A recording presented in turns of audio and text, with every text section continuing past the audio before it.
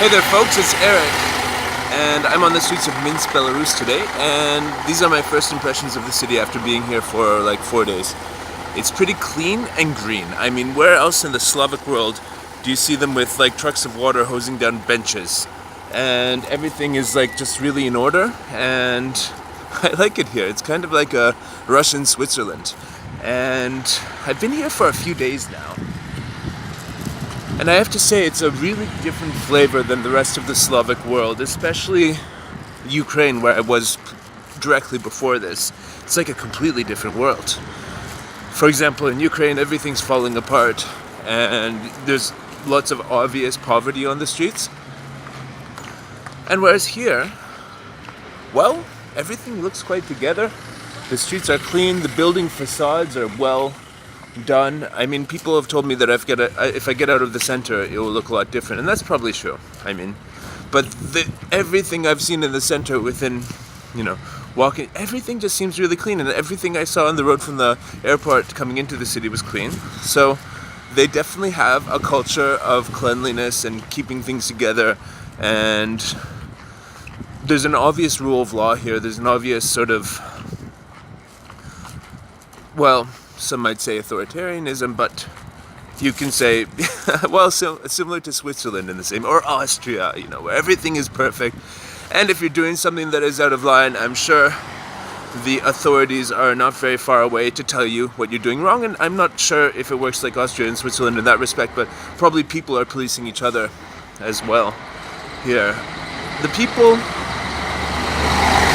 I mean, definitely compared to Russians and Ukrainians, and they're a lot more put together emotionally, like emotionally subdued, let's say. A lot more polite, similar to the way you would find in some other countries, organized Scandinavian countries. So this is very much more Northern Europe, and usually I live in Serbia, which is very much part of Southern Europe. Two Slavic countries, completely different vibes. There's not that much life on the streets here, though. I guess that's attributed to the fact that it's rather cold for a lot of the year, and that sort of goes into a habit of the people. I found the same in Canada and Scandinavia. But now it's summer, it's July. It's the temperature's somewhere in the 20s, but yeah, I'm enjoying myself. A friend of mine who was recently here for 1 month actually said that, well, after 1 week you've seen everything, and I think that could be the case, but if you make some good friends here, I think this could be a really good place to be based. It could be very much some sort of place where you can only spend a short amount of time because of visas and all that stuff. You do have to register with the police where you're staying here, a little bit of formality.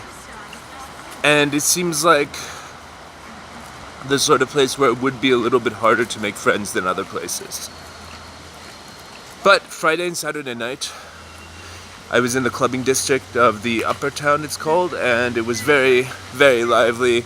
There are bands playing on the street until 1 in the morning, 2 in the morning, lots of dance clubs and lots of just all sorts of life happening. But during the week, it's not so much. Mostly people sitting in quietly drinking a beer or wine on the street, and not. That's what Monday was like, and Sunday. So, is this a place that should be on the top of your destination list if you're trying to explore Eastern Europe? Probably not. But if you're like me, a seasoned traveler of Eastern Europe, and wants to explore all the different flavors of Eastern Europe, I would say definitely give it a try. And now you can fly in visa-free if you have a passport like mine, like Canada. Visa-free into the Minsk airport if you fly out there as well. So it's fairly accessible if you can afford a flight. I got a cheap flight from Lviv, Ukraine, which cost about $80 American. I'm flying back to Kiev, Ukraine. Also not expensive, around the same price, I think. And, well, folks, this is Minsk. Slavic Switzerland. Grandiose architecture. The level of English here, well, it's not as good as places like Poland or Serbia or Slovakia or any of those Central Croatia, Slovenia, all those countries where they speak like almost flawless English. But There are definitely people here who are giving it a go. I went to an English language conversational meetup last night. It was really nice, and lots of just really nice looking, nicely dressed people here, actually, especially the women. It's kind of refreshing to see a Slavic society that's so together. I'm sure people here have their problems, but you just don't feel it as much as you in the other places. That's it, folks. Eric Mut on the streets of Minsk, Belarus. Catch you guys later. If you like this video and you want to continue on my travels with me, then hit subscribe. See you guys later.